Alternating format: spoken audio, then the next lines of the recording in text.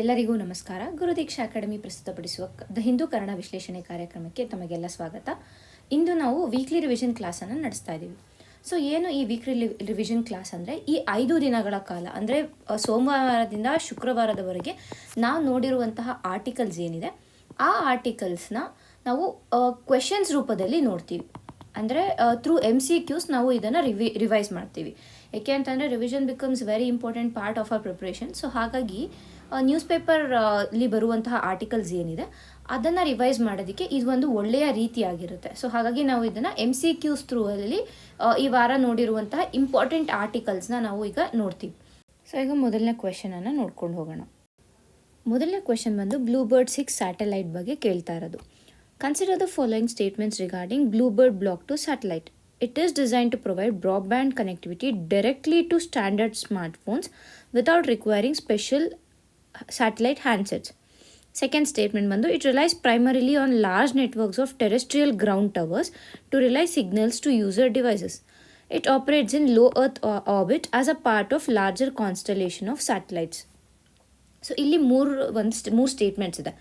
So ನಾವು ಈ ಒಂದು ವಾರ ಏನು ನಡೀತು ಅಂದರೆ ಏನು ವೀಡಿಯೋಸ್ಗಳನ್ನು ನೋಡ್ತೀವಿ, ಅದರಲ್ಲಿ ಬ್ಲೂಬರ್ಡ್ ಸ್ಯಾಟಲೈಟ್ ಬಗ್ಗೆ ನಾವು ತಿಳ್ಕೊಂಡ್ವಿ. ಸೊ ಆ ಒಂದು ನಾಲೆಡ್ಜ್ ಬೇಸಿಸ್ ಮೇಲೆ ಈ ಕ್ವೆಶನನ್ನು ಆನ್ಸರ್ ಮಾಡಬೇಕಾಗುತ್ತೆ. ಬ್ಲೂಬರ್ಡ್ ಸ್ಯಾಟಲೈಟು ಕೆಲವೊಂದು ವಿಷಯಗಳಿಗೆ ಅದು ಇಂಪಾರ್ಟೆಂಟ್ ಆಗಿತ್ತು. ಮೊದಲನೇದಾಗಿ ಏನು ಅಂತಂದರೆ it is the largest commercial satellites of ISRO launch ಮಾಡ್ತಾ ಇರುವಂಥ ಕಮರ್ಷಿಯಲ್ ಸ್ಯಾಟಲೈಟ್ಸನ್ನು ನೋಡಿದಾಗ ಅದರಲ್ಲಿ ಲಾರ್ಜೆಸ್ಟ್ ಆಗಿರುವಂಥದ್ದು ಈ ಬ್ಲೂಬರ್ಡ್ 6 ಅನ್ನುವಂಥ ಸ್ಯಾಟಲೈಟ್. ಆ ಒಂದು ಕಾರಣದಿಂದ ಇದು ಮುಖ್ಯವಾಗಿತ್ತು ನಮಗೆ. ಎರಡನೇದಾಗಿ ಏನು ನೋಡಿದ್ವಿ ಅಂತಂದರೆ, ಈ ಒಂದು ಬ್ಲೂಬರ್ಡ್ 6 ಸ್ಯಾಟಲೈಟ್ಸ್ ಏನಿದೆ ಇದು ನಮ್ಮ ಡಿಜಿಟಲ್ ಡಿವೈಡನ್ನು ರೆಡ್ಯೂಸ್ ಮಾಡೋದಕ್ಕೆ ಲಾಂಚ್ ಮಾಡ್ತಾ ಇರುವಂಥದ್ದು. ಡಿಜಿಟಲ್ ಡಿವೈಡ್ ಅಂತ ಬಂದಾಗ ಏನಾಗುತ್ತೆ, ರೂರಲ್ ಅರ್ಬನ್ ಡಿವೈಡ್ ಏನಿದೆ ಆ ಡಿವೈಡನ್ನು ಕಡಿಮೆ ಮಾಡೋದಕ್ಕೆ. ಸೊ ಹಂಗಂತ ಬಂದಾಗ ಏನಾಗುತ್ತೆ, ಇದು ಡೈರೆಕ್ಟ್ ಸ್ಮಾರ್ಟ್ಫೋನ್ಗೆ ಇಂಟರ್ನೆಟ್ ಕನೆಕ್ಟಿವಿಟಿಯನ್ನು ಒದಗಿಸುತ್ತೆ. ಅಂದರೆ ವಿತೌಟ್ ಎನಿ ಟವರ್ಸ್ ಇರ್ಬೋದು, ಇಲ್ಲ ಬೇರೆ ಯಾವುದೇ ರೀತಿಯಾದ ಇನ್ಫ್ರಾಸ್ಟ್ರಕ್ಚರ್ ಬೇಕಾಗ್ದಿರ ಕೇವಲ ಸ್ಮಾರ್ಟ್ಫೋನ್ ಮತ್ತು ಸ್ಯಾಟಲೈಟ್ ಬೇಸಿಸ್ ಮೇಲೇ ಇದು ವರ್ಕ್ ಆಗ್ತಾ ಇರುತ್ತೆ. ಸೊ ಹಾಗಾಗಿ ಫಸ್ಟ್ ಸ್ಟೇಟ್ಮೆಂಟ್ ಏನಿದೆ ಇದು ಕರೆಕ್ಟ್. ಸೊ ಇಲ್ಲಿ ಆಪ್ಷನ್ ಸಿಯನ್ನು ಎಲಿಮಿನೇಟ್ ಮಾಡ್ತೀವಿ. ತದನಂತರ ನಾವು ಈ ಒಂದು ಬ್ಲೂಬರ್ಡ್ 6 ಸ್ಯಾಟಲೈಟ್ ಬಗ್ಗೆ ನೋಡುವಾಗ ನಾವು ಏನು ತಿಳ್ಕೊಂಡಿದ್ವಿ ಅಂತಂದರೆ, it will be stationed in low earth orbit ಅಂತ. ಲೋ ಅರ್ತ್ ಆರ್ಬಿಟ್ ಬಂದು ಸುಮಾರು 400 ಕಿಲೋಮೀಟರ್ ದೂರದಲ್ಲಿರುವಂಥ ಒಂದು ಆರ್ಬಿಟ್ ಏನಿದೆ, ಆ ಆರ್ಬಿಟಲ್ಲಿ ಇದನ್ನು ನಾವು ಪ್ಲೇಸ್ ಮಾಡ್ತಾ ಇದ್ದೀವಿ ಅನ್ನೋ ತಿಳ್ಕೊಂಡಿದ್ವಿ. ಸೊ ಇದು ಕೂಡ ಕರೆಕ್ಟ್. ಸೊ ಆಪ್ಷನ್ ಏನು ನಾವು ತೆಗಿಬೋದು. ಇದು ಎರಡಕ್ಕೆ ಬರ್ತೀವಿ. ಈಗ ಎರಡನೇದೇನು ಅಂದರೆ, it realise primarily on large networks of terrestrial ground towers ಅಂತ ಕೊಟ್ಟಿದ್ದಾರೆ. ಈ ಒಂದು ಹೊಸ ಸ್ಯಾಟಲೈಟ್ ಏನಕ್ಕೆ ಲಾಂಚ್ ಮಾಡ್ತಾ ಇರೋದು ಅಂದರೆ, ಅದರ ಮುಖ್ಯ ಉದ್ದೇಶ ಏನು ಅಂದರೆ, ಈ ರೀತಿಯಾದ ಟವರ್ಸ್ ಇಲ್ಲಿ ಬೇರೆ ಇನ್ಫ್ರಾಸ್ಟ್ರಕ್ಚರ್ಸ್ ಏನಿದೆ ಅದನ್ನು ಅವಾಯ್ಡ್ ಮಾಡುವಂಥದ್ದು. ಸೊ ಹಾಗಾಗಿ ಈ ಸ್ಟೇಟ್ಮೆಂಟು ರಾಂಗ್ ಆಗುತ್ತೆ. ಯಾಕೆಂದರೆ ಇದು ಬೇಸಿಕ್. ಈಗ ಬ್ಲೂಬರ್ಡ್ 6 ಸ್ಯಾಟಲೈಟ್ ಅಂದಾಗ ಅದು ಮುಖ್ಯವಾದ ಫೀಚರ್ಸನ್ನು ನಾವು ತಿಳ್ಕೊಂಡಿರ್ತೀವಿ. ಸೊ ಆ ತಿಳ್ಕೊಂಡಿರುವಂಥ ಟೈಮಲ್ಲಿ ನಾವು ನೋಡಿದಾಗ ಈ ಗ್ರೌಂಡ್ ಟವರ್ಸ್ ಏನಿದೆ ಇಟ್ ಈಸ್ ಟೋಟಲಿ ರಾಂಗ್ ಅನ್ನೋದು. ಸೊ ಅದರ ಬೇಸಿಸ್ ಮೇಲೆ ಆಪ್ಷನ್ ಬಿ ಕರೆಕ್ಟಾಗಿ ಇರುತ್ತೆ. ಸೊ ಈ ಒಂದು ಆರ್ಟಿಕಲ್ನ ಒಂದು ಸಾರಾಂಶ ಅಂದರೆ ಆರ್ಟಿಕಲ್ನ ರಿವೈಸ್ ಮಾಡೋದು ನಾವು ಥ್ರೂ MCQs ಇಲ್ಲಿ ಮಾಡಿದ್ದೀವಿ. ಈಗ ನೆಕ್ಸ್ಟ್ ಕ್ವೆಶನನ್ನು ನೋಡೋಣ. ಈ ಒಂದು ಕ್ವೆಶನ್ ಬಂದು LVM-3 ವೆಹಿಕಲ್ ಬಗ್ಗೆ ಕೇಳ್ತಾ ಇರುವಂಥದ್ದು. LVM-3 ವೆಹಿಕಲ್ ಯಾಕೆ ಅಂದರೆ, ಈ ಬ್ಲೂಬರ್ಡ್ 6 ಸ್ಯಾಟಲೈಟ್ ಏನಿದೆ ಇದನ್ನು ಉಡಾವಣೆ ಮಾಡಿರುವಂಥದ್ದು ಈ LVM-3 ಲಾಂಚ್ ವೆಹಿಕಲ್ ಮುಖಾಂತರ. ಸೊ ಹಾಗಾಗಿ ಅದು ಕೂಡ ನಮಗೆ ಇಂಪಾರ್ಟೆಂಟ್ ಆಗುತ್ತೆ. So consider the following statements regarding LVM-3. It is a 3-stage heavy lift launch vehicle consisting of 2 solid strap-on boosters, 1 liquid core stage and cryogenic upper stage. Yes, ಇದು correct. ಯಾಕೆ ಅಂತಂದರೆ ಈ ಒಂದು LVM-3 ಲಾಂಚ್ ವೆಹಿಕಲ್ ಏನಿದೆ ಇದು ಎಲ್ಲನೂ ಇದು ಹೊಂದಿದೆ. ಅಂದರೆ ಈ ಒಂದು ಫೀಚರ್ಸ್ ಏನಿದೆ ಈ ಫೀಚರ್ಸ್ನ ಹೊಂದಿರುವಂಥದ್ದು. ಮತ್ತೊಂದು ಇಂಪಾರ್ಟೆಂಟ್ ವಿಷಯ ಏನು ಇಲ್ಲಿ ಅಂತಂದರೆ ಇದೊಂದು ಟ್ರಿಕ್ ಅಂತ ಹೇಳ್ಬೋದು. ಇಲ್ಲಿ ಟ್ರಿಕ್ ಏನು ಅಂತಂದರೆ, ಯೂಶ್ವಲಾಗಿ ಸೈನ್ಸ್ ಆ್ಯಂಡ್ ಟೆಕ್ನಾಲಜಿ ಕ್ವೆಶನ್ಸ್ ಏನಾದರೂ ಇದೆ ಅಂತಂದರೆ ಆ ಸೈನ್ಸ್ ಆ್ಯಂಡ್ ಟೆಕ್ನಾಲಜಿ ಕ್ವೆಶನ್ಸಲ್ಲಿ ಅಂದರೆ ಈಗ ಹೊಸ ಟೆಕ್ನಾಲಜಿ ಇಲ್ಲ ಹೊಸದಾಗಿ ಏನಾದರೂ ಒಂದು ಡಿಸ್ಕವರ್ ಮಾಡಿದ್ದಾರೆ, ಇನ್ವೆಂಟ್ ಮಾಡಿದ್ದಾರೆ ಅಂತ ಬಂದಾಗ ಅಲ್ಲಿ ಯೂಶ್ವಲಾಗಿ ಅದು ಹಳೆಯ ಒಂದು ತಂತ್ರಜ್ಞಾನ ಇರ್ಬೋದು, ಇಲ್ಲ ಹಳೆಯ ಒಂದು ಫೀಚರ್ಗಿಂತ ಹೆಚ್ಚಿನ ಏನಂತೀವಿ ಡೆವಲಪ್ ಆಗಿರುವಂಥ ಒಂದು ಫೀಚರನ್ನು ಹೊಂದಿರುತ್ತೆ. ಇಲ್ಲಿ ನೋಡಿದ್ರೆ ಯೂಶ್ವಲಾಗಿ ಲಿಕ್ವಿಡ್ ಕೋರ್ ಇರೋದಿಲ್ಲ. ಮತ್ತು ಕ್ರಯೋಜೆನಿಕ್ ಇಂಜಿನ್ ಏನಿದೆ ಅದು ಕೂಡ ಭಾರತದಲ್ಲಿ ಇತ್ತೀಚೆಗಷ್ಟೇ ಸ್ಟಾರ್ಟ್ ಮಾಡಿರುವಂಥದ್ದು. ಸೊ ಇದನ್ನೆಲ್ಲ ನೋಡಿದಾಗ ಏನಾಗುತ್ತೆ, ಎಸ್ ಇಟ್ ಇಸ್ ಕರೆಕ್ಟ್ ಅನ್ನೋದನ್ನ ನಾವು ಅರ್ಥ ಮಾಡ್ಕೋಬೇಕು. ಸೊ ಸೈನ್ಸ್ ಆ್ಯಂಡ್ ಟೆಕ್ಕಲ್ಲಿ ನೀವು ಕಂಪ್ಯಾರಿಸನ್ ಮಾಡ್ಕೋಬೋದು. ಅಂದರೆ ಓಲ್ಡ್ ಟೆಕ್ನಾಲಜಿ ನ್ಯೂ ಟೆಕ್ನಾಲಜಿ ಈ ರೀತಿಯಾಗಿ ಬಂದಾಗ ಏನಾಗುತ್ತೆ ಅಂದರೆ, ಯೂಶ್ವಲಾಗಿ ಓಲ್ಡ್ ಟೆಕ್ನಾಲಜಿ ಏನಿರುತ್ತೆ ಇದು ಔಟ್ಡೇಟೆಡ್ ಇರುತ್ತೆ ಮತ್ತು ಚೀಪರ್ ಆಗಿರುತ್ತೆ. ಅದೇ ನ್ಯೂ ಟೆಕ್ನಾಲಜಿ ಏನಾದ್ರು ಕೇಳ್ತಾ ಇದ್ದಾರೆ ಅಂತಂದರೆ ಇದು ಅಪ್ಡೇಟ್ ಆಗಿರುವಂಥ ಟೆಕ್ನಾಲಜಿ ಇರುತ್ತೆ, ಮತ್ತು ಇದು ಸ್ವಲ್ಪ ಕಾಸ್ಟ್ಲಿ ಕೂಡ ಇರುತ್ತೆ, ಅಂದರೆ ಎಕ್ಸ್ಪೆನ್ಸಿವ್ ಇರುತ್ತೆ ಅನ್ನೋದನ್ನು ನಾವು ಅರ್ಥ ಮಾಡ್ಕೋಬೇಕು. So this is a trick for science and tech questions. ಅಂದರೆ ಏನಾದ್ರು ಕಂಪ್ಯಾರಿಸನ್ ಇದ್ದು ಇಲ್ಲಾಂದರೆ ಯಾವುದೋ ಒಂದು ಹೊಸ ಟೆಕ್ನಾಲಜಿ ಬಗ್ಗೆ ಕೇಳ್ತಾ ಇದ್ದಾರೆ ಅಂದಾಗ ಇದನ್ನು ನೀವು ನೆನ್ಪಿಟ್ಕೊಂಡು ಎಲಿಮಿನೇಟ್ ಮಾಡೋದಕ್ಕೆ, ಆನ್ಸರ್ ಎಲಿಮಿನೇಷನ್ಗೆ ಯೂಸ್ ಆಗುತ್ತೆ ಅದು. ನಂತರ ನೆಕ್ಸ್ಟ್ ಸೆಂಟೆನ್ಸ್ ಏನಂದರೆ it is design to place around 4000 kg class communication satellites into geosynchronous transfer orbit. Yes, ಇದು ಕೂಡ ಕರೆಕ್ಟು. ನಂತರ ಏನು ಅಂತಂದರೆ it has been used for mission such as Chandrayaan 2, Chandrayaan 3. Yes, ಇದು ಕೂಡ ಕರೆಕ್ಟ್. ಒನ್ ವೆಬ್ ಆ್ಯಂಡ್ ಏನಿದೆ ಚಂದ್ರಯಾನ್ 2, ಚಂದ್ರಯಾನ್ 3 ಎಲ್ಲನೂ ಇದೇ ಒಂದು LVM-3 ಮಿಷನಿಂದ ಲಾಂಚ್ ವೆಹಿಕಲಿಂದನೇ ಲಾಂಚ್ ಮಾಡಿರೋದು. So all the 3 statements are correct. ಯಾವುದೇ ಒಂದು ಏನಂತೀವಿ with respect to space missions ಬಂದಾಗ ಏನೇನು ನ್ಯೂಸಲ್ಲಿರುತ್ತೆ ಅದೆಲ್ಲ ಕೂಡ ಇಂಪಾರ್ಟೆಂಟ್ ಆಗುತ್ತೆ, including the launch vehicles. So ನೀವು ಯಾವುದೇ ಒಂದು ಏನಾದರೂ ಒಂದು ಹೊಸ ಸ್ಯಾಟಲೈಟ್ ಲಾಂಚ್ ಆಗಿದೆ ಅಂತ ಏನಾದ್ರು ನ್ಯೂಸಲ್ಲಿದೆ ಅಂದರೆ ಆ ಸ್ಯಾಟಲೈಟ್ ಬಗ್ಗೆ ತಿಳ್ಕೋಬೇಕು, ಅದರಲ್ಲಿ ಆ ರಾಕೆಟ್ ಯಾವ ರಾಕೆಟಲ್ಲಿ ಯೂಸ್ ಮಾಡ್ತಾ ಇದ್ದಾರೆ, ಯಾವ ಒಂದು ಲಾಂಚ್ ವೆಹಿಕಲ್ನ ಯೂಸ್ ಮಾಡ್ತಾ ಇದ್ದಾರೆ ಅನ್ನೋದು ಗೊತ್ತಿರಬೇಕು. ತದನಂತರ ಪೇಲೋಡ್ಸ್ ಏನಿದೆ ಅನ್ನೋದು ಕೂಡ ನಮಗೆ ಇಂಪಾರ್ಟೆಂಟ್ ಆಗುತ್ತೆ. ಸೊ ಈ ಮೂರೂ ಪ್ರಿಲಿಮ್ಸ್ ಪಾಯಿಂಟ್ ಆಫ್ ವ್ಯೂ ನಮಗೆ ಇಂಪಾರ್ಟೆಂಟ್ ಆಗುತ್ತೆ. ಸೊ ಇಷ್ಟು ನಮಗೆ ಈ ಒಂದು ಏನಂತೀವಿ LVM ಬಗ್ಗೆ ಇದರಿಂದ ತಿಳ್ಕೊತಾ ಇದ್ದೀವಿ. ಸೊ ಈಗ ನಾವು ಈ ಒಂದು ಏನು ಆರ್ಟಿಕಲ್ ಇತ್ತು ಆ ಆರ್ಟಿಕಲ್ ಯಾವುದು ಅಂತ ಕೂಡ ನಾವು ನೋಡೋಣ. ISRO set to launch mobile broadband satellite. So ಈ ಆರ್ಟಿಕಲ್ನ ನಾವು ನೋಡಿದ್ರಿ. ಸೊ ಈ ಆರ್ಟಿಕಲ್ ಬೇಸಿಸ್ ಮೇಲೆ ನಾವು ಇಷ್ಟೊತ್ತು ಈ ಕ್ವೆಶನ್ಸನ್ನು ಸಾಲ್ವ್ ಮಾಡಿದ್ದೀವಿ. ಅದಕ್ಕೆ ಬೇಕಾಗಿರುವಂಥ ಒಂದು ಇನ್ಫೋಗ್ರಾಫಿಕ್ನ ಕೂಡ ಇಲ್ಲಿ ಹಾಕಿದ್ದೀವಿ. ನೀವು ಬೇಕಾದ್ರೆ ಇದನ್ನು ಸ್ಕ್ರೀನ್ಶಾಟ್ ತೆಗೆದಿಟ್ಕೊಂಡು ನಿಮಗೆ ರಿವಿಷನ್ ಟೈಮಲ್ಲಿ ಇದು ಯೂಸ್ ಆಗುತ್ತೆ. ಸೊ ಈಗ ನೆಕ್ಸ್ಟ್ ಆರ್ಟಿಕಲ್ ಯಾವುದು ಮತ್ತು ನೆಕ್ಸ್ಟ್ ಕ್ವೆಶನ್ಸ್ ಏನು ಅನ್ನೋದನ್ನು ನೋಡ್ಕೊಳ್ಳೋಣ. ಈ ಒಂದು ಆರ್ಟಿಕಲ್ ಬಂದು ಚಿಲ್ಲೈ ಕಾಲನ್ ಬಗ್ಗೆ ನಾವು ಏನು ನೋಡಿದ್ರಿ ಅದರ ಕುರಿತಾಗಿ ಆಗಿರುತ್ತೆ. So consider the following statements regarding Chillai Kalan in Kashmir. So it is the harshest 40-day winter period in Kashmir Valley beginning around the winter solstice in late December. Yes, ಈ ಸ್ಟೇಟ್ಮೆಂಟ್ ಆಬ್ವಿಯಸ್ ಆಗಿ ಗೊತ್ತೇ ಇರಬೇಕು, ಯಾಕೆಂದರೆ ನಾವು ಹಿಂದಿನ ವಿಡಿಯೋದಲ್ಲಿ ಕೂಡ ನೋಡಿದ್ದೀವಿ. ನಂತರ during this period chances of snowfall are highest and the snow that falls usually persist longer contributing to glaciers and summer water supply. Yes, ಇದನ್ನು ಕೂಡ ನಾವು ನೋಡಿದ್ವಿ. And Chillai Kalan is a local Kashmiri term in Persian roots. Yes, ಇದು ಕೂಡ correct. ಪರ್ಷಿಯನ್ನಲ್ಲಿ ಈ ಚಿಲ್ಲೈ colon ಅನ್ನುವಂಥದ್ದು ಪರ್ಷಿಯನ್ನಿಂದ ತೊಗೊಂಡಿರುವಂಥ ಒಂದು word ಆಗಿದೆ, ಅದು ಕೂಡ ಕರೆಕ್ಟ್ ಆಗಿದೆ. ಸೊ ಇಲ್ಲಿ ಎಲ್ಲ 3 ಸ್ಟೇಟ್ಮೆಂಟ್ಗಳು ಕರೆಕ್ಟ್ ಇದೆ. ಈ ಒಂದು ಆರ್ಟಿಕಲ್ನ ನಾವು ನೋಡಿದ್ವಿ, ಅಂದರೆ ಚಿಲ್ಲೈ ಕಾಲನ್ ಎಲ್ಲಿ ಕಾಶ್ಮೀರಲ್ಲಿ ಸ್ಟಾರ್ಟ್ ಆಗಿದೆ ಅನ್ನೋವಂಥ ಒಂದು ವಿಷಯ ಏನಿತ್ತು ಆ ಒಂದು ಆರ್ಟಿಕಲ್ನ ನೋಡಿದ್ವಿ. ಸೊ ಅದಕ್ಕಾಗಿ ನಾವು ಈ ಒಂದು ಕ್ವೆಶನನ್ನು ಕೂಡ ನೋಡ್ತಿದ್ವಿ. ಈ ರೀತಿಯಾಗಿ ಇರುವಂಥ ಕ್ವೆಶನನ್ನು ನಾವು ಎಕ್ಸ್ಪೆಕ್ಟ್ ಮಾಡ್ಬೋದು. ಆ್ಯಂಡ್ ಇಲ್ಲಿ ನಾವು ಈ ಒಂದು ಸೆಂಟೆನ್ಸ್ ಏನಿದೆ ಇದನ್ನು ಹೊಸದಾಗಿ ಕಲಿತಾ ಇರೋದಂಥದ್ದು. ನಾವು ಅಂದರೆ ಈ ಹಿಂದಿನ ಕ್ಲಾಸಲ್ಲಿ ಇದನ್ನ ಡಿಸ್ಕಸ್ ಮಾಡಿರಲಿಲ್ಲ, ಬಟ್ ಇಲ್ಲಿ ನಾವು ಡಿಸ್ಕಸ್ ಮಾಡ್ತಿದ್ವಿ. ಈ ಚಿಲ್ಲೈ ಕಾಲನ್ ಅನ್ನುವಂಥ ವರ್ಡ್ ಏನಿದೆ ಇದು ಎಲ್ಲಿಂದ ಬಂದಿದೆ ಅಂತಲೇ Persian word. It is a Persian word, ಪರ್ಷಿಯನ್ದ ಡಿರೈವ್ ಮಾಡಿರುವಂಥ ವರ್ಡ್ ಅನ್ನೋದು ನಾವು ತಿಳ್ಕೊಬೇಕು. ಸೊ ಇದು ಜಸ್ಟ್ ಸಿಂಪಲ್ ಕ್ವೆಶನ್ ಇದು ಅಷ್ಟೇನೆ. ಸೊ ಇಲ್ಲಿ ಇದೆಲ್ಲ ಬೇಸಿಕ್, ಇದನ್ನು ಈ ಫಸ್ಟ್ ಸ್ಟೇಟ್ ಮತ್ತು ಸೆಕೆಂಡ್ ಸ್ಟೇಟ್ಮೆಂಟನ್ನು ನಾವು ಈಗಾಗಲೇ ಹಿಂದಿನ ವೀಡಿಯೋದಲ್ಲಿ ನಾವು ಇದನ್ನ ಕಂಪ್ಲೀಟಾಗಿ ಡಿಸ್ಕಸ್ ಮಾಡಿದ್ದೀವಿ. ಅಂದರೆ ಇದರ ಎಫೆಕ್ಟ್ಸ್ ಯಾವ ರೀತಿಯಾಗಿರುತ್ತೆ, ಇದರ ಇಂಪ್ಯಾಕ್ಟ್ ಏನು ಎಲ್ಲನೂ ನಾವು ಡಿಸ್ಕಸ್ ಮಾಡಿದ್ದೀವಿ. ಸೊ ಅದನ್ನು ನೀವು ಅಲ್ಲಿ ಹೋಗಿ ನೋಡ್ಕೋಬೋದಾಗುತ್ತೆ ಕಂಪ್ಲೀಟ್. ಸೊ ಇದಿಷ್ಟು ಬೇಸಿಕ್ ನಮಗೆ understanding plus revision. Chillai Kalan ಅಂದರೆ ಏನು? It is a 40-day harshest period of winter. 40 ದಿನಗಳ ಕಾಲ ಎಲ್ಲಿ ಕಾಶ್ಮೀರಲ್ಲಿ ತುಂಬ ಚಳಿ ಇರುತ್ತೆ. ಸೊ ಆ ತುಂಬ ಚಳಿ ಇರುವ ಕಾಲವನ್ನು ಚಿಲ್ಲೈ ಕಾಲನ್ ಅಂತ ಕರೀತಾರೆ. ಯಾವಾಗ ಸ್ಟಾರ್ಟ್ ಆಗುತ್ತೆ? ಡಿಸೆಂಬರ್ 21st, 22nd ಟೈಮಲ್ಲಿ, ಯಾವತ್ತು ವಿಂಟರ್ ಸಾಲ್ಸ್ಟೈಸ್ ಇರುತ್ತೆ. ಈ ವಿಂಟರ್ ಸಾಲ್ಸ್ಟೈಸ್ ಟೈಮಲ್ಲಿ ಇದು ಸ್ಟಾರ್ಟ್ ಆಗುತ್ತೆ. ಆ್ಯಂಡ್ ಆಲ್ಸೋ ಇದು ನಮಗೆ ವಿಂಟರ್ ಸಾಲ್ಸ್ಟೈಸ್ ಕೂಡ ಇಂಪಾರ್ಟೆಂಟ್ ಆಗುತ್ತೆ. ಈ ಒಂದು ಪೀರಿಯಡಲ್ಲಿ ಲಾಂಗೆಸ್ಟ್ ನೈಟನ್ನು ನಾವು ಎಕ್ಸ್ಪೀರಿಯನ್ಸ್ ಮಾಡ್ಬೋದು ಆನ್ ಅರ್ತ್. ಸೊ ಇದು ವಿಂಟರ್ ಸಾಲ್ಸ್ಟೈಸ್. ಮತ್ತು ನಾವು ಚಿಲ್ಲೈ ಕಾಲನ್ ಬಗ್ಗೆ ಇನ್ನೇನು ನೋಡಿದ್ದೀವಿ ಅಂತ ಒಂದ್ಸತಿ ಬ್ರಷ್ ಅಪ್ ಮಾಡ್ಕೊಳ್ಳೋಣ. ಸೊ ಇಲ್ಲಿ ನೋಡಿದಾಗ Chillai Kalan begins with season first snowfall breaking Kashmir's dry spell. So ಈ ಒಂದು ಆರ್ಟಿಕಲ್ ನ್ಯೂಸಲ್ಲಿತ್ತು, ಹಾಗಾಗಿ ನಾವು ನೋಡಿದ್ವಿ. ಇದು ಯೂಶಲಾಗಿ 1.5 month ಡ್ರೈ ಸ್ಪೆಲ್ ಇರುತ್ತೆ. ಎಲ್ಲೆಲ್ಲಿರುತ್ತೆ? ಅಪ್ಪರ್ ರೀಚಸ್ ಆಫ್ ಕಾಶ್ಮೀರಲ್ಲಿ, ಗುಲ್ಮಾರ್ಗ್, ಸೋನಾಮಾರ್ಗಲ್ಲಿ, ಮತ್ತು ಈ ಒಂದು ಏನು ರಸ್ದಾನ್ ಪಾಸ್ ಇದೆ ಇಲ್ಲಿ, ಈ 3 ಕಡೆಗಳಲ್ಲಿ ನಾವು ಈ ಒಂದು ಚಿಲ್ಲೈ ಕಾಲನ್ನ ಎಕ್ಸ್ಪೀರಿಯನ್ಸ್ ಮಾಡ್ಬೋದು ಅಂತ ಕೂಡ ನಾವು ತಿಳ್ಕೊಂಡಿದ್ವಿ. ಸೊ ಇಷ್ಟು ನಮಗೆ ಬೇಸಿಕಲಿ ಚಿಲ್ಲೈ ಕಾಲನ್ ಬಗ್ಗೆ ತಿಳ್ಕೊಬೇಕಾಗಿರುವಂಥ ಒಂದು ಇನ್ಫಾರ್ಮೇಷನ್ ಆಗಿದೆ. ಈಗ ಮುಂದಿನ ಆರ್ಟಿಕಲ್ನ ನೋಡೋಣ.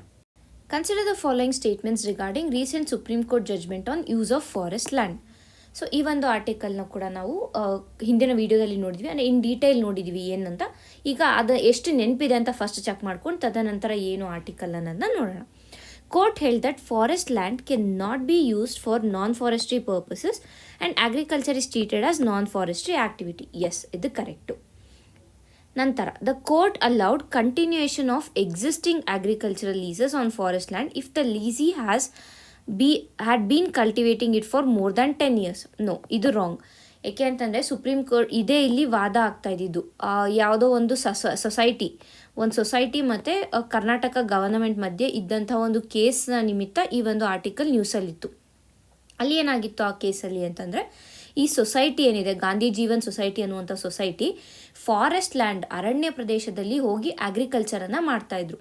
ಅಂದರೆ ಅವ್ರೇನು ಹೇಳಿದ್ರು ಅಂದರೆ, ಸುಮಾರು 10 ವರ್ಷದಿಂದ ಇಲ್ಲಿ ಮಾಡ್ಕೊಂಡು ಬರ್ತಾ ಇದ್ದೀವಿ, ಸೊ ಹಾಗಾಗಿ ಇನ್ನು ಮುಂದೆನೂ ನೀವು ನಮಗೆ ಇಲ್ಲಿ ಅಗ್ರಿಕಲ್ಚರನ್ನು ವ್ಯವಸಾಯವನ್ನು ಮಾಡೋದಕ್ಕೆ ಅವಕಾಶ ಮಾಡಿಕೊಡಿ ಅಂತ ಹೋಗಿದ್ದು. ಬಟ್ ಕರ್ನಾಟಕ ಗೌರ್ಮೆಂಟ್ ಏನು ಹೇಳ್ತು ಅಂತಂದರೆ, ನೋ, ನಾವು ಆ ಥರ ಮಾಡೋದಕ್ಕಾಗಲ್ಲ. ಯಾಕೆಂತಂದರೆ ಅರಣ್ಯ ಇಲಾಖೆಯ ಒಂದು ಲ್ಯಾಂಡ್ ಏನಿದೆ, ಫಾರೆಸ್ಟ್ ಲ್ಯಾಂಡ್ ಏನಿದೆ, ಅದನ್ನು ನಾನ್ ಫಾರೆಸ್ಟ್ ಪರ್ಪಸ್ಗೆ ಕೊಡಬೇಕಂತಂದರೆ ಸೆಂಟ್ರಲ್ ಗೌರ್ಮೆಂಟ್ನ ಪರ್ಮಿಷನ್ ಇರಬೇಕು. ಆ್ಯಸ್ ಪರ್ ನಮ್ಮ ಫಾರೆಸ್ಟ್ ಕನ್ಸರ್ವೇಷನ್ ಆ್ಯಕ್ಟ್ ಏನಿದೆ, 2006ರಲ್ಲಿ ಬಂದಂತಹ ಫಾರೆಸ್ಟ್ ಕನ್ಸರ್ವೇಷನ್ ಆ್ಯಕ್ಟ್ ಏನಿದೆ, ಈ ಆ್ಯಕ್ಟ್ ಪ್ರಕಾರ ಏನಾಗುತ್ತೆ ಅಂತಂದರೆ, ಫಾರೆಸ್ಟ್ ಲ್ಯಾಂಡನ್ನು ನಾನ್ ಫಾರೆಸ್ಟ್ ಪರ್ಪಸ್ಗೆ ಏನಾದ್ರು ಕೊಡಬೇಕು ಅಂತಂದರೆ ಸೆಂಟ್ರಲ್ ಗೌರ್ಮೆಂಟ್ನ ಒಂದು ಪರ್ಮಿಷನ್ ಇರಬೇಕು. ಇದು ಫಸ್ಟ್ ಆಯಿತು. ಸೆಕೆಂಡ್, ಇಲ್ಲಿ ಏನು ಇಶ್ಯೂ ಅಂತಂದರೆ, ಈ ಒಂದು ಸೊಸೈಟಿ, ಈ ಗಾಂಧಿ ಜೀವನ್ ಸೊಸೈಟಿ ಏನಿತ್ತು, ಈ ಸೊಸೈಟಿಯವರು ಯಾವುದೇ ರೀತಿಯಾದ ಪರ್ಮಿಷನನ್ನು ತಗೊಂಡಿಲ್ಲ. ಇಲ್ಲೀಗಲ್ ಆಗಿ ಅವರು ಅರಣ್ಯ ಇಲಾಖೆಯಲ್ಲಿ ಅರಣ್ಯ ಇಲಾಖೆಯ ಭೂಮಿಯಲ್ಲಿ ವ್ಯವಸಾಯನ ಮಾಡ್ತಾ ಇದ್ದಿದ್ದು. ಸೊ ಹಾಗಾಗಿ ಅದು ಕೂಡ ತಪ್ಪು. ಸೊ ಈ ಒಂದು ದೃಷ್ಟಿಯಿಂದ ಏನಾಯಿತು ಅಂದರೆ, ಈ ಕೇಸ್ ಬಂದು ಸುಪ್ರೀಂ ಕೋರ್ಟ್ ಹತ್ರ ಹೋಯಿತು. ಸುಪ್ರೀಂ ಕೋರ್ಟ್ ಏನು ಹೇಳಿದ್ದಾರೆ ಅಲ್ಲಿ ಅಂತಂದರೆ, no, at any cost forest ಲ್ಯಾಂಡನ್ನು ನಾನ್ ಫಾರೆಸ್ಟ್ರಿ ಪರ್ಪಸ್ಗೆ ಯೂಸ್ ಮಾಡೋಗಿಲ್ಲ. And agriculture is a non forestry purpose, so ಅದನ್ನು ಕೂಡ ಬ್ಯಾನ್ ಮಾಡಬೇಕು ಅನ್ನುವಂಥದ್ದು. And also at the same time court ಏನು ಹೇಳ್ತು ಅಂದರೆ, ಇಮಿಡಿಯೇಟಾಗಿ ಯಾರ್ಯಾರು ಅರಣ್ಯ ಪ್ರದೇಶದಲ್ಲಿ ಇರುವಂಥ ಲ್ಯಾಂಡಲ್ಲಿ ಕೃಷಿಯನ್ನು ಮಾಡ್ತಾ ಇದ್ದಾರೆ, ವ್ಯವಸಾಯನ ಮಾಡ್ತಾ ಇದ್ದಾರೆ, ಅದನ್ನೆಲ್ಲ ಇಮಿಡಿಯೇಟಾಗಿ ಟರ್ಮಿನೇಟ್ ಮಾಡಬೇಕು ಅಂತ ಹೇಳ್ತು. ಸೊ ಹಾಗಾಗಿ ಈ ಒಂದು ಸೆಕೆಂಡ್ ಸ್ಟೇಟ್ಮೆಂಟ್ ಏನಿದೆ ಇದು wrong. So only first statement is correct. ಈ ಕ್ವೆಶನನ್ನು ನೋಡಿದಾಗ ನಿಮಗೆ ನಾವು ಏನು ಡಿಸ್ಕಸ್ ಮಾಡಿದ್ದೀವಿ ಹಿಂದಿನ ವಿಡಿಯೋದಲ್ಲಿ ಅದರ ನೆನಪಿಗೆ ಬಂದಿದೆ ಅಂತ ನಾನು ತಿಳ್ಕೊಂಡಿದ್ದೀನಿ. ಈಗ ಮುಂದಿನ ಒಂದು ಕ್ವೆಶನನ್ನು ನೋಡೋಣ.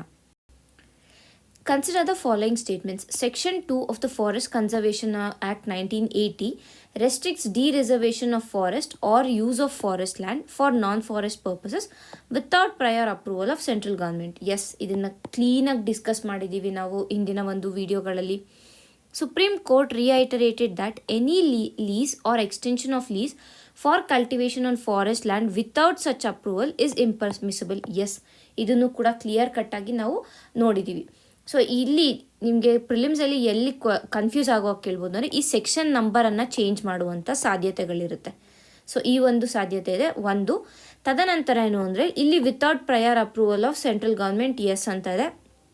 ಇಲ್ಲಿ ಏನಾಗ್ಬೋದು, ಇಲ್ಲಿ ಚೇಂಜ್ ಮಾಡ್ಬೋದು ಅವರು. ಏನಂತಾನೆ, ಇಲ್ಲಿ without such approval is permissible ಅಂತ ಕೇಳ್ಬೋದು. ಸೊ ಈ ರೀತಿಯಾಗಿ ಟ್ವಿಸ್ಟ್ ಮಾಡುವಂಥ ಒಂದು ಸಾಧ್ಯತೆಗಳು ಹೆಚ್ಚಿದೆ. ಯಾಕೆ ಅಂತಂದರೆ, ಪ್ರಿಲಿಮ್ಸ್ ಏನಿದೆ ನಮ್ಮ ಪ್ರೆಸೆನ್ಸ್ ಆಫ್ ಮೈಂಡನ್ನು ಚೆಕ್ ಮಾಡುವಂಥ ಒಂದು ಎಕ್ಸಾಮ್ ಆಗಿರುವಂಥ ಕಾರಣ ಈ ರೀತಿಯಾಗಿ ಅಂದರೆ ಸಣ್ಣ ಸಣ್ಣ ಚೇಂಜಸನ್ನು ಮಾಡಿರ್ತಾರೆ. ಸೊ ನಾವು ಓದುವಾಗ ಈಚ್ ಆ್ಯಂಡ್ ಎವ್ರಿ ವರ್ಡನ್ನು ವೆರಿ ಕಾನ್ಷಿಯಸ್ ಆಗಿ ಓದಬೇಕು. ಸೊ ಆಗ ಮಾತ್ರ ನಾವು ಕರೆಕ್ಟಾಗಿ ಆನ್ಸರ್ ಮಾಡೋಕ್ಕಾಗುತ್ತೆ. ಸೊ ಇಲ್ಲಿ ಸೆಕ್ಷನ್ 2ನೂ ಕರೆಕ್ಟು, ಇದು ಕೂಡ correct. So both the statements are correct ಅನ್ನೋದನ್ನು ನಮಗೆ ಗೊತ್ತಿದೆ. ಈಗ ನೆಕ್ಸ್ಟ್ ಕ್ವೆಶನ್ ಏನು ಅಂತ ನೋಡೋಣ. In the light of court's interpretation of Forest Conservation Act, which of the following activities would normally be classified as non-forestry purposes requiring central government approval if proposed on forest land? So ಇಲ್ಲಿ ನಾನ್ forestry purposes under ಈ section 2 ಏನಿದೆ, section 2 of forest conservation act ಏನಿದೆ, ಇದರ ಅಡಿಯಲ್ಲಿ ನಾನ್ forestry purposes ಯಾವುದು ಅಂತ ಇಲ್ಲಿ ಕ್ವೆಶನನ್ನು ಕೇಳ್ತಾ ಇದ್ದಾರೆ. ಸೊ ಯಾವುದು ಫಸ್ಟು ಯಾವ್ದ್ಯಾವ್ದಿದೆ ಅಂತ ನೋಡೋಣ. Setting up commercial plantations after clearing natural forest, leasing forest land to a cooperative society for cultivation of food crops, undertaking eco-restoration measures by planting indigenous tree species on degraded forest land.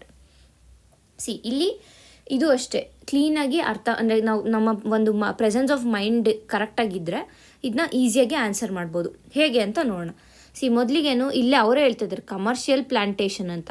So non forestry, ಈಗ forest ಲ್ಯಾಂಡಲ್ಲಿ non forest ಪರ್ಪಸಸ್ಗೆ ಅಂದರೆ ಈ commercial ಏನು non forestry purpose ಅಲ್ವಾ. So ಹಾಗಾಗಿ ಡೈರೆಕ್ಟಾಗಿ right ಅಂತ ಹಾಕ್ಬೋದು, ಈ ಆಪ್ಷನ್ ಹೋಗುತ್ತೆ. Next leasing forest land to a cooperative society for cultivation of food crops. ಇದೇ ಇಶ್ಯೂನೇ ಇವಾಗ ಡಿಸ್ಕಸ್ ಆಗಿರೋದು. ಸೊ ಈ ಇಶ್ಯೂಯಿಂದನೇ ಈ ಒಂದು ಎಂಟೈರ್ ಟಾಪಿಕ್ ನ್ಯೂಸಲ್ಲಿರುವಂಥ ಕಾರಣ. ಇದು ಕೂಡ ಕರೆಕ್ಟ್.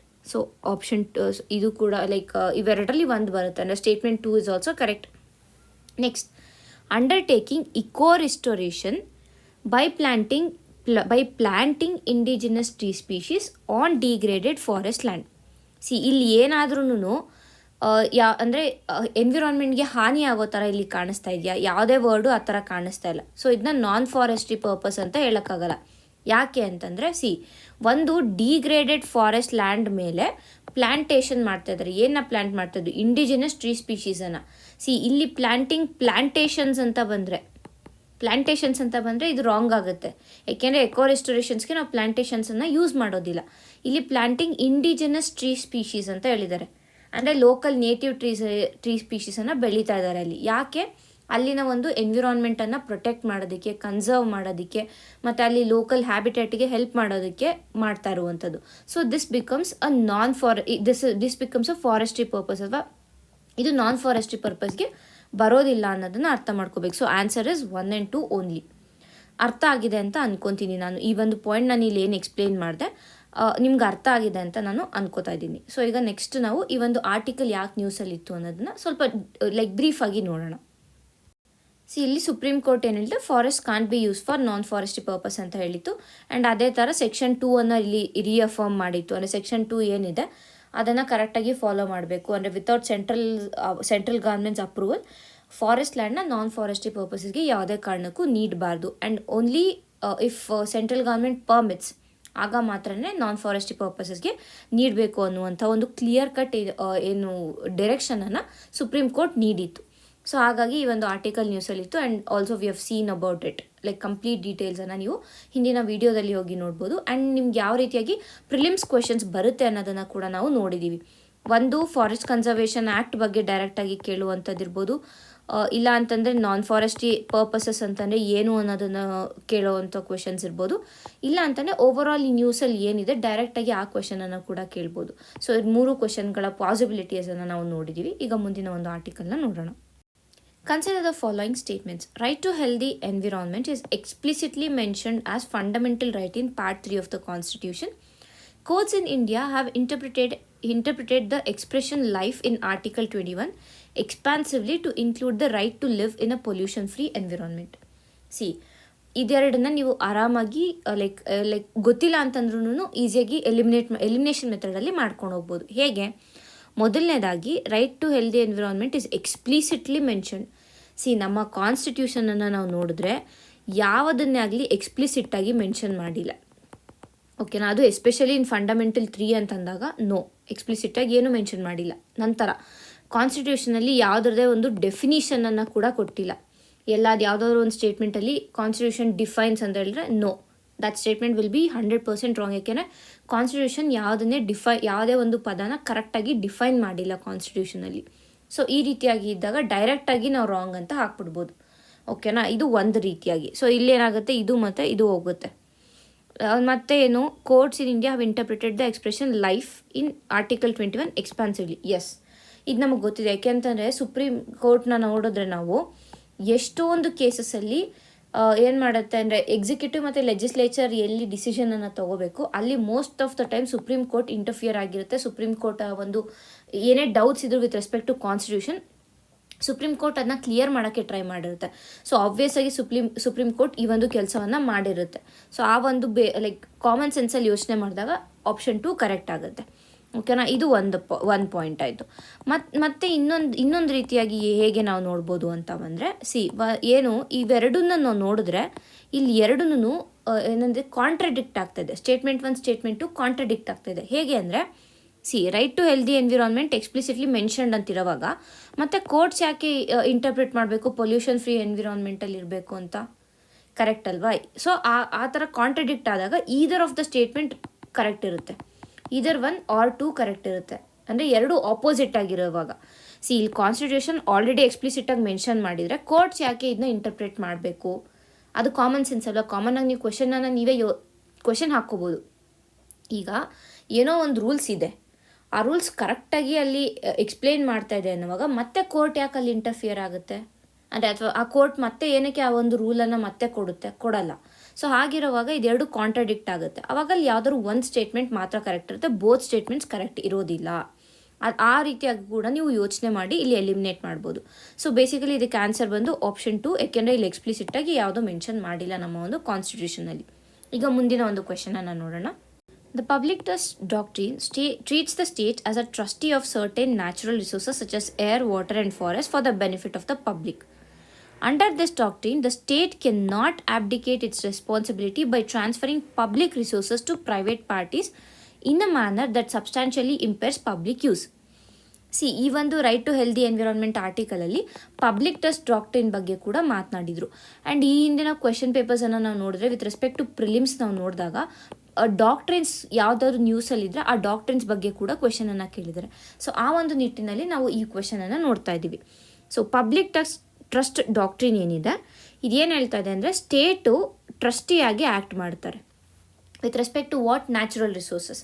ಎಸ್, ಇದು ಕರೆಕ್ಟ್ ಅಲ್ವಾ? ಯಾಕೆ ಅಂತಂದರೆ ನೀವೇ ಕಾಮನ್ ಆಗಿ ಯೋಚನೆ ಮಾಡಿ. ಈಗ ಫಾರ್ ಎಕ್ಸಾಂಪಲ್ ಇಲ್ಲಿ ಏರ್ ಪೊಲ್ಯೂಷನ್ ಬಗ್ಗೆ ಮಾತಾಡ್ತಿದ್ದಾರೆ, ಡೆಲ್ಲಿ ಏರ್ ಪೊಲ್ಯೂಷನ್ ಬಗ್ಗೆ ಇಲ್ಲಿ ಆ್ಯಕ್ಚುಲ್ ಆಗಿ ಈ ಒಂದು ಆರ್ಟಿಕಲ್ ಇದ್ದಿದ್ದು. ಸೊ ಈ ಡೆಲ್ಲಿ ಏರ್ ಪೊಲ್ಯೂಷನನ್ನು ನಾವು ತೊಗೊಂಡ್ರೆ ಯಾರ ರೆಸ್ಪಾನ್ಸಿಬಿಲಿಟಿ ಆ ಒಂದು ಪೊಲ್ಯೂಷನನ್ನು ತಡೆಯುವಂಥದ್ದು? ಸ್ಟೇಟ್ನ ರೆಸ್ಪಾನ್ಸಿಬಿಲಿಟಿ. ಯಾಕೆ ಅಂದರೆ ಸ್ಟೇಟ್ಗೆ ಆ ಒಂದು ಪವರ್ಸನ್ನು ನೀಡಿದ್ದಾರೆ. ಸ್ಟೇಟ್ಗೆ ಪವರನ್ನು ನೀಡಿರುವಂಥ ಕಾರಣ ಇದು ಏನು ಆ ಪೊಲ್ಯೂಷನ್ ಏನಿದೆ ಆ ಪೊಲ್ಯೂಷನ್ನ ತಡೆಯೋದು ಸ್ಟೇಟ್ಸ್ನ ಒಂದು ಮುಖ್ಯವಾದ ಕಾರ್ಯ ಅಂತ ಹೇಳ್ಬೋದು. ಸೊ ಇಲ್ಲಿ ಏನಂತಂದರೆ ಪಬ್ಲಿಕ್ ಟ್ರಸ್ಟ್ ಡಾಕ್ಟ್ರಿನ್ ಅದನ್ನೇ ಹೇಳ್ತಾ ಇರೋದು. ಅಂದರೆ ಏನು ಹೇಳುತ್ತೆ ಅಂದರೆ ಸ್ಟೇಟ್ಗೆ ಅಂದರೆ ಗವರ್ನಮೆಂಟ್ಗೆ ಕೆಲವೊಂದು ಬೆನಿಫಿಟನ್ನು ಅಥವಾ ಕೆಲವೊಂದು ಪವರನ್ನು ಕೊಟ್ಟಿದ್ದೀವಿ ಅಂದರೆ ಕೆಲವೊಂದು ನ್ಯಾಚುರಲ್ ರಿಸೋರ್ಸಸ್ ಏನಿದೆ ಅದರ ಟ್ರಸ್ಟಿಯಾಗಿ ಸ್ಟೇಟ್ ಆ್ಯಕ್ಟ್ ಮಾಡುತ್ತೆ for the benefit of public. Yes, statement 1 is correct. Under this doctrine, state cannot abdicate its responsibility by transferring public resource to private parties. Yes, state ತನ್ನ ಜವಾಬ್ದಾರಿಯನ್ನು ಪ್ರೈವೇಟ್ ಪಾರ್ಟೀಸಿಗೆ ಯಾಕೆ ಕೊಡಬೇಕು? ಸ್ಟೇಟ್ಗೆ ಏನಕ್ಕೆ ನಾವು ಪವರನ್ನು ಕೊಟ್ಟಿರೋದು? ಸ್ಟೇಟ್ ಈಗ ನಾವು ವೋಟ್ ಮಾಡ್ತಾ ಇದ್ದೀವಿ ಅಂತಂದಾಗ ನಮ್ಮ ಒಂದು ಪವರನ್ನು ನಾವು ಇಂಡೈರೆಕ್ಟಾಗಿ ನಮ್ಮ ಒಂದು ಏನಂತೀವಿ ರೆಪ್ರೆಸೆಂಟೇಟಿವ್ ಆಗಿ ಅವ್ರನ್ನ ಇದು ಮಾಡಿದ್ದೀವಿ, ಎಲೆಕ್ಟ್ ಮಾಡಿದ್ವಿ. So he is our representative, he has those ಏನಂತೀವಿ ಪವರ್ಸ್ ಆ್ಯಂಡ್ ರೆಸ್ಪಾನ್ಸಿಬಿಲಿಟಿ. ಸೊ ಅವ್ರಿಗೆ ನಾವು ಪವರ್ ಆ್ಯಂಡ್ ರೆಸ್ಪಾನ್ಸಿಬಿಲಿಟಿ ಕೊಟ್ಟಿರುವಾಗ ಅವ್ರು ಯಾಕೆ ಬೇರೆಯವ್ರಿಗೆ ಅದನ್ನು ಟ್ರಾನ್ಸ್ಫರ್ ಮಾಡಬೇಕು? ಸೊ ನಾವು he cannot abdicate his responsibility to private parties. So ಹಾಗಾಗಿ ಇದು ಕೂಡ correct. Both the statements are correct. So ಎರಡೂ ಆಸ್ಪೆಕ್ಟಲ್ಲಿ ಯಾವ ರೀತಿಯಾಗಿ ಕ್ವೆಶನ್ ಬರ್ಬೋದು ಅನ್ನೋ ಆಸ್ಪೆಕ್ಟಲ್ಲಿ ನಾವು ನೋಡಿದ್ದೀವಿ. ಇನ್ನೊಂದು ರೀತಿಯಾಗಿ ಕ್ವೆಶನನ್ನು ಕೇಳ್ಬೋದು. ಏನು ಅಂತಂದರೆ ಈಗ ರೈಟ್ ಟು ಹೆಲ್ದಿ ಎನ್ವಿರಾನ್ಮೆಂಟ್ ಏನಿದೆ ಈ ಕೆಳಗಿನ ಯಾವ ಆರ್ಟಿಕಲ್ಗೆ ಯಾವ ಆರ್ಟಿಕಲ್ಗಳು ಈ ರೈಟ್ ಟು ಹೆಲ್ದಿ ಎನ್ವಿರಾನ್ಮೆಂಟ್ಗೆ ಲಿಂಕ್ ಆಗಿದೆ ಅಂತ ಕೇಳ್ಬೋದು. ಫಸ್ಟ್ ಒನ್ ಬಂದು ಆರ್ಟಿಕಲ್ 21, ಸೆಕೆಂಡ್ ಒನ್ ಬಂದು ಆರ್ಟಿಕಲ್ 48A, ಥರ್ಡ್ ಒನ್ ಬಂದು ಆರ್ಟಿಕಲ್ 51AG. ಸೊ ಈ ಮೂರು ಆರ್ಟಿಕಲ್ಸ್ಗಳಲ್ಲಿ ಯಾವ ಆರ್ಟಿಕಲ್ ರೈಟ್ ಟು ಹೆಲ್ದಿ ಎನ್ವಿರಾನ್ಮೆಂಟ್ಗೆ ಲಿಂಕ್ ಆಗಿದೆ ಅಂದರೆ ಆಲ್ ದ 3 ಆರ್ಟಿಕಲ್ಸ್. ಯಾಕೆಂದರೆ ಆರ್ಟಿಕಲ್ 21 ಬಂದು right to life and livelihood, article 48A ಬಂದು ಇದು ಪ್ರೊಟೆಕ್ಷನ್ ಆಫ್ ಎನ್ವಿರಾನ್ಮೆಂಟ್ ಬರುತ್ತೆ, ಇದು DPSPಲಿ ಇರುವಂಥದ್ದು. ತದನಂತರ ಆರ್ಟಿಕಲ್ 51AG ಬಂದು protecting as a citizen's duty, ಅದು ಫಂಡಮೆಂಟಲ್ ಡ್ಯೂಟೀಸಲ್ಲಿ ಬರೋದು protecting our environment and natural habitat ಅಥವಾ ನ್ಯಾಚುರಲ್ ವೈಲ್ಡ್ ಲೈಫ್ ಏನಿದೆ ಇವುಗಳನ್ನು ಪ್ರೊಟೆಕ್ಟ್ ಮಾಡುವಂಥದ್ದು. ಸೊ ಇದೆಲ್ಲನೂ ರೈಟ್ ಟು ಹೆಲ್ದಿ ಎನ್ವಿರಾನ್ಮೆಂಟ್ಗೆ ಲಿಂಕ್ ಆಗಿದೆ. ಸೊ ಹಾಗಾಗಿ all the 3 statements will be right. So ಈ ರೀತಿಯಾಗೂ ಕೂಡ ಕ್ವೆಶನ್ ಬರ್ಬೋದು, ನೀವು ಕ್ವೆಶನನ್ನು ಎಕ್ಸ್ಪೆಕ್ಟ್ ಮಾಡ್ಬೋದಾಗುತ್ತೆ. ಸೊ ಇಷ್ಟು ಈ ಒಂದು ಏನದು ಕ್ವೆಶನ್ಸ್ ಆಯಿತು. ಸೊ ಈಗ ನಾವು ಆರ್ಟಿಕಲ್ ಏನಿತ್ತು ಅಂತ ನೋಡೋಣ. On the right to healthy environment. So ಈ ಒಂದು ಆರ್ಟಿಕಲಲ್ಲಿ ಏನು ಡಿಸ್ಕಸ್ ಮಾಡಿದ್ರು ಅಂದರೆ especially with respect to Delhi air pollution ಬಗ್ಗೆನೇ ಇದನ್ನು ಮಾತಾಡಿದ್ದು. ಯಾವ ರೀತಿಯಾಗಿ ಆರ್ಟಿಕಲ್ 21ನಲ್ಲಿ ರೈಟ್ ಟು ಹೆಲ್ದಿ ಎನ್ವಿರಾನ್ಮೆಂಟ್ ಇದೆ, ಬಟ್ ಸ್ಟಿಲ್ ಇದನ್ನು ಒಂದು ಲೈಕ್ ಸಪ್ರೇಟ್ ಫಂಡಮೆಂಟಲ್ ರೈಟ್ ಆಗಿ ನಾವು ಮಾಡಬೇಕು ಅನ್ನೋದು ಒಂದು ಇದರಲ್ಲಿ ಡಿಸ್ಕಸ್ ಮಾಡಿದರು. ಎರಡನೇದಾಗಿ ಏನು ಅಂತಂದರೆ ಈ ಒಂದು ರೈಟ್ ಟು ಹೆಲ್ದಿ ಎನ್ವಿರಾನ್ಮೆಂಟ್ ಏನಿದೆ it is the main responsibility of the executive and legislature. But main ಆಗಿ ಇಲ್ಲಿ ಜುಡಿಷಿಯರಿ ಯಾವಾಗಲೂ ಇಂಟರ್ವ್ಯೂನ್ ಆಗ್ತಾ ಇದೆ ಅನ್ನೋದ್ರ ಕುರಿತಾಗಿ ಕೂಡ ನಾವು ನೋಡಿದ್ವಿ. ಸೊ ಹಾಗಾಗಿ ಈ ಒಂದು ಆರ್ಟಿಕಲ್ ಇಂಪಾರ್ಟೆಂಟ್ ಆಗುತ್ತೆ. ಈಗ ನಾವು ನೆಕ್ಸ್ಟ್ ಆರ್ಟಿಕಲ್ ಮತ್ತು ನೆಕ್ಸ್ಟ್ ಕ್ವೆಶನ್ಸನ್ನು ನೋಡೋಣ. ರೈಟ್ ಟು ಡಿಸ್ಕನೆಕ್ಟ್ ಬಗ್ಗೆ ಈ ಒಂದು ಕ್ವೆಶನ್ ಆಗಿದೆ. Consider the following statements about right to disconnect bill. It has been introduced as a private members bill in the Indian parliament. Yes, ಇದು correct. It seeks to regulate employees' right to disengage from work-related communications beyond prescribed working hours. Yes, ಯಾಕೆಂದರೆ ಇದೇ ಹೇಳಿರೋ ಥರ right to disconnect bill ಅದು. It amends 4 consolidated labor codes to insert an explicit constitutional right to disconnect. See, ಒಂದು explicit extreme word ಇದು.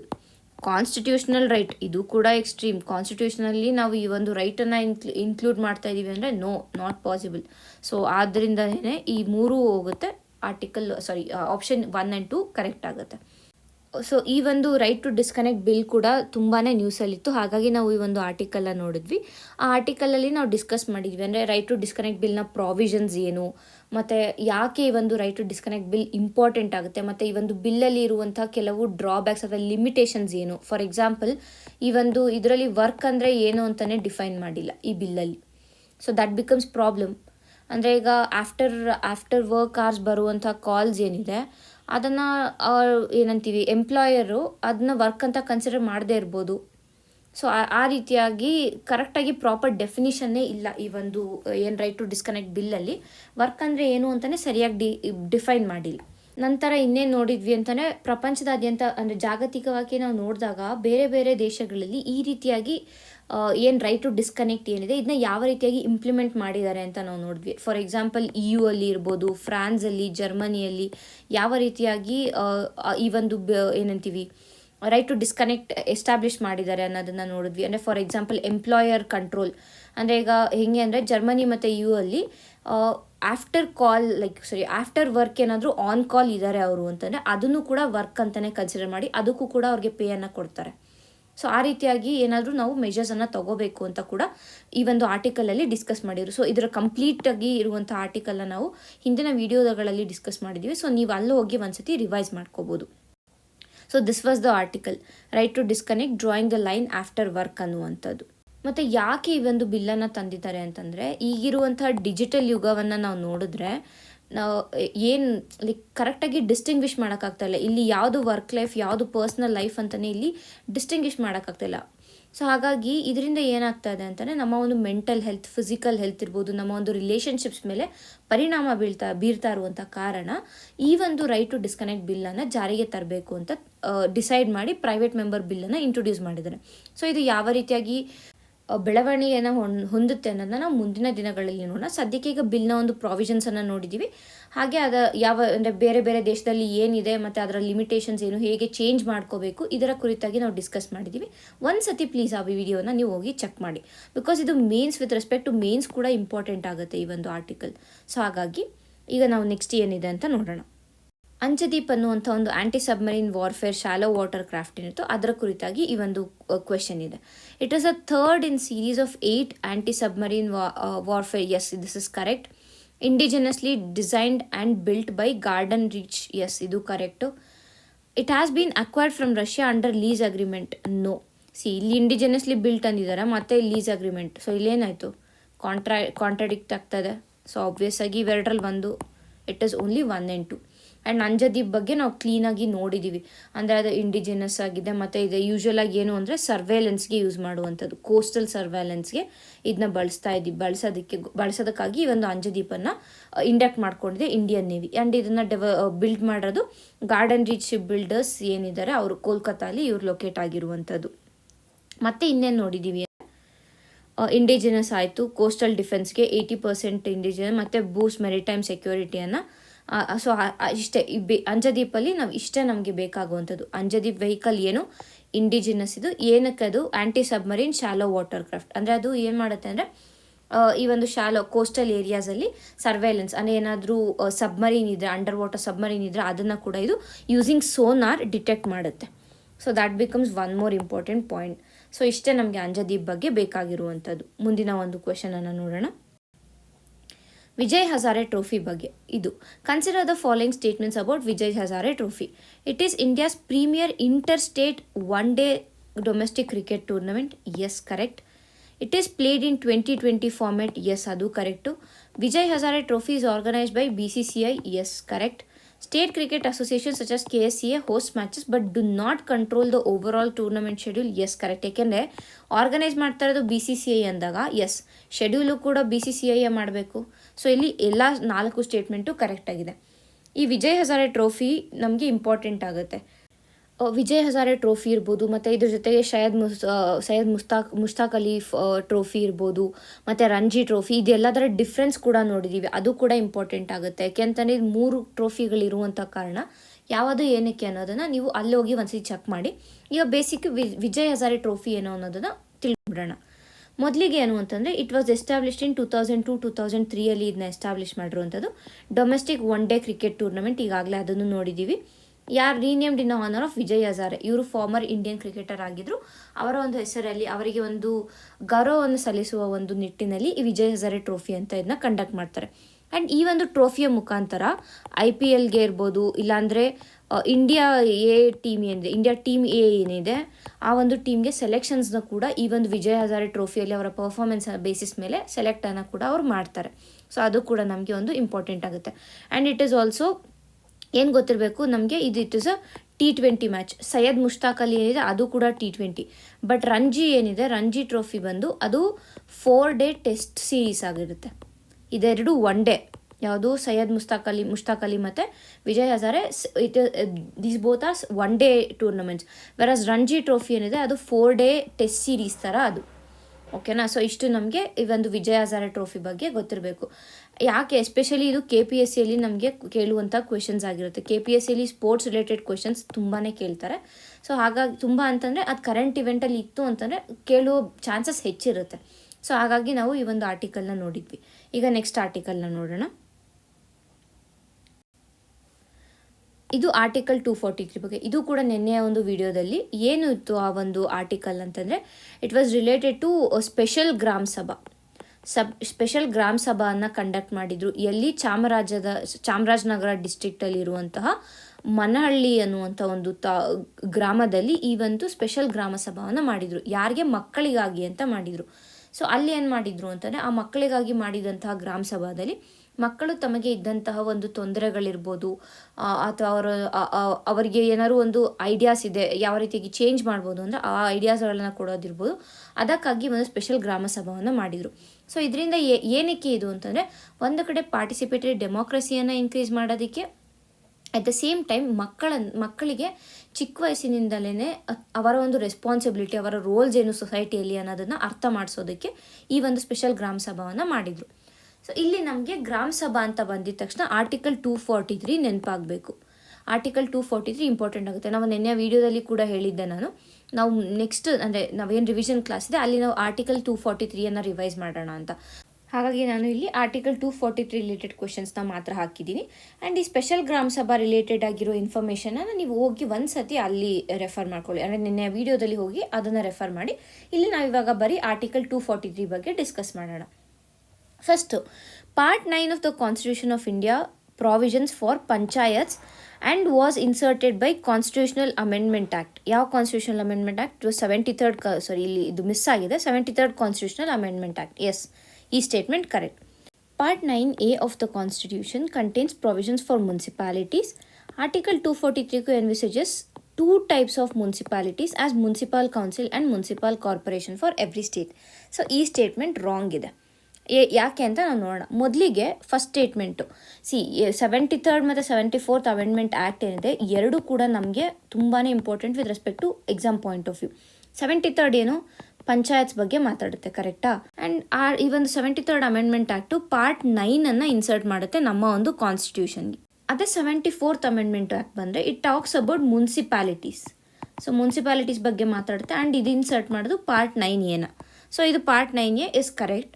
But ಇಲ್ಲಿ ಏನು ತಪ್ಪು ಅಂತಂದರೆ, ಆರ್ಟಿಕಲ್ 243Q ಏನು ಹೇಳುತ್ತೆ ಅಂದರೆ, there are 3 types of municipalities ಅಂತ ಹೇಳುತ್ತೆ. Not 2 types, but there are 3 types. ಇವಾಗ ನಾವೇನು ಮಾಡ್ತೀವಿ, ಇಲ್ಲಿ part 9A municipalities S right ಅಂತ ಹಾಕೊಂಡು ಹೋಗ್ಬಿಡ್ತೀವಿ, ಕರೆಕ್ಟಾ? ಬಟ್ ನಮ್ಮ ಪ್ರೆಸೆನ್ಸ್ ಆಫ್ ಮೈಂಡ್ ಇಂಥ ಕಡೆನೇ ಇಂಪಾರ್ಟೆಂಟ್ ಆಗೋದು. ಇಲ್ಲಿ ಅವ್ರು ನೋಡಿ 2 ಟೈಪ್ಸ್ ಅಂತ ಕೊಟ್ಟಿದ್ದಾರೆ. ಇದನ್ನು ಎಷ್ಟೊಂದು ಸತಿ ನಾವು ಓದೋದೇ ಇಲ್ಲ. ಎಕ್ಸಾಮ್ ಟೆನ್ಷನಲ್ಲಿ ಇರ್ಬೋದು, ಇಲ್ಲ ಇದು ಈಸಿ ಸ್ಟೇಟ್ಮೆಂಟು, ಇದು ಕರೆಕ್ಟ್ ಅಂತ ಹಾಕ್ಬಿಟ್ಟು ಬಂದುಬಿಡ್ತೀವಿ. ಸೊ ಅಲ್ಲಿ ನೀವು ಗಮನ ಹರಿಸ್ಬೇಕು. ಸೊ ಹಾಗಾಗಿ presence of mind becomes very important when you are especially in prelims exam. So ಅದಕ್ಕೇ ಇದು 2 ಟೈಪ್ಸ್ ಅಲ್ಲ 3 ಟೈಪ್ಸ್. ಸೊ ಹಾಗಾಗಿ ಇಲ್ಲಿ ಆನ್ಸರ್ ಬಂದು ಎ ಆಗುತ್ತೆ. ಈಗ ನೆಕ್ಸ್ಟ್ ಕ್ವೆಶನನ್ನು ನೋಡೋಣ. Which of the following are the basic features of constitutional 73rd amendment act? ನಾನು ಆರ್ಟಿಕಲ್ 243 ಅಂತ ಇಲ್ಲಿ ತೊಗೊಂಡಿದ್ದೀನಿ, but mainly constitution 73rd act ಬಗ್ಗೆ ಯಾಕೆ ಅಂತಂದರೆ 243 ಇನ್ಸರ್ಟ್ ಆಗಿರೋದನ್ನೇ 73rd ಅಮೆಂಡ್ಮೆಂಟಿಂದ. ಸೊ ಆ ಒಂದು ದೃಷ್ಟಿಯಿಂದ ಯೂಶಲ್ ಆಗಿ ಪ್ರೀವಿಯಸ್ ಇಯರ್ ಕ್ವಶನ್ಸನ್ನು ನೋಡಿದ್ರೆ ನಮಗೆ 73rd ಅಮೆಂಡ್ಮೆಂಟ್ ಆ್ಯಕ್ಟಿಂದನೇ ಜಾಸ್ತಿ ಕ್ವಶನ್ಸ್ ಬಂದಿರೋದು. ಸೊ ಹಾಗಾಗಿ ನಾವು ಇದ್ರ ಬಗ್ಗೆನೂ ಕೂಡ ಇಲ್ಲಿ ನೋಡ್ತಾ ಇದ್ವಿ. It provides a 3-tier structure for panchayats. Yes, correct. ನಮ್ಮ ಒಂದು ಏನು ಲೋಕಲ್ ಗವರ್ನೆನ್ಸ್ ಸಿಸ್ಟಮ್ ಇದೆ, ಇಟ್ ಇಸ್ 3 tier. ಸೊ ಹಾಗಾಗಿ ಇದು correct. Reservation of seats for scheduled caste and scheduled tribes and women in all 3 tiers of panchayats. Yes, ಅದನ್ನು ಕೂಡ constitutional amendment ಆ್ಯಕ್ಟಲ್ಲಿ insert ಮಾಡಿದ್ದಾರೆ. Election of panchayats under supervision of state election commission. Yes, local ಗವರ್ನೆನ್ಸ್ಗೆ ಯಾವುದೇ election ಆಗಬೇಕಂದ್ರೆ ಯಾರು ನೋಡ್ಕೋತಾರೆ? State election ಕಮಿಷನ್ನೇ ಅದನ್ನ ನೋಡ್ಕೊಳ್ಳೋದು. Introduction of 11th schedule. S, ನಾನು ಹಿಂದೆ ಇನ್ನೊಂದು ಮರ್ತಿದ್ದೆ. 73rd ಅಮೆಂಡ್ಮೆಂಟ್ ಆ್ಯಕ್ಟಿಂದ 11th ಶೆಡ್ಯೂಲನ್ನು ಇನ್ಸರ್ಟ್ ಮಾಡಿದ್ದೀವಿ, ಕರೆಕ್ಟಾ? ಮತ್ತು ಅದೇ ರೀತಿಯಾಗಿ 74th ಅಮೆಂಡ್ಮೆಂಟಿಂದ 12th ಶೆಡ್ಯೂಲನ್ನು, ಇದು ಶೆಡ್ಯೂಲ್ಸ್, ಓಕೆನಾ? ಸೊ ಇದು ಕೂಡ ನಮಗೆ ಇಂಪಾರ್ಟೆಂಟ್ ಆಗುತ್ತೆ. ಸೊ ಇಲ್ಲಿ ಎಲ್ಲ 4 ಸ್ಟೇಟ್ಮೆಂಟು ಕೂಡ ಕರೆಕ್ಟ್ ಆಗಿದೆ. ಓಕೆ, ಇದಿಷ್ಟು ಏನಾಯಿತು with respect to article 243 constitutional amendment act, 73rd amendment act ಏನಿದೆ ಇದು. ಆರ್ಟಿಕಲ್ 243 ಅಂದ ತಕ್ಷಣ ನೀವು 73rd ಅಮೆಂಡ್ಮೆಂಟ್ ಆ್ಯಕ್ಟನ್ನು ಕೂಡ ಇಲ್ಲಿ ನೀವು ರಿವೈಸ್ ಮಾಡಬೇಕಾಗುತ್ತೆ. ಮತ್ತು ಇಲ್ಲಿ ನಮಗೆ ಈ ಆರ್ಟಿಕಲ್ 243 ಹೇಳಿದ್ನಲ್ವ, ಇದನ್ನ ಇನ್ಸರ್ಟ್ ಮಾಡಿರೋದು ಪಾರ್ಟ್ 9ಅಲ್ಲಿ ಬರುತ್ತೆ. ಈ ಆರ್ಟಿಕಲ್ 243ಇಂದ 243 ಪಾರ್ಟ್ 9ಅಲ್ಲಿ ಬರುತ್ತೆ. ಎಂಟೈರ್ಲಿ ಪಂಚಾಯತ್ ಬಗ್ಗೆ ಅದು ಡೀಟೇಲಾಗಿ ಮಾತಾಡುತ್ತೆ. ಫಾರ್ ಎಕ್ಸಾಂಪಲ್, ಇವಾಗ 243 ಬಂದು ಪಂಚಾಯತ್ನ ಡಿಫೈನ್ ಮಾಡುತ್ತೆ. ಪಂಚಾಯತ್ನ ಏನೇನ ಡಿಫೈನ್ ಮಾಡುತ್ತೆ? ಪಂಚಾಯತ್ ಗ್ರಾಮ ಸಭಾನ ಡಿಫೈನ್ ಮಾಡುತ್ತೆ. ವಿಲೇಜ್ ಅಂದರೆ ಏನು, ವಿಲೇಜ್ ಲೆವೆಲಲ್ಲಿ ಯಾವ ರೀತಿಯಾಗಿರಬೇಕು, ಇಂಟರ್ಮೀಡಿಯೇಟ್ ಲೆವೆಲಲ್ಲಿ ಹೇಗಿರಬೇಕು, ಇದೆಲ್ಲದ್ರ ಬಗ್ಗೆ 243 ಮಾತಾಡುತ್ತೆ.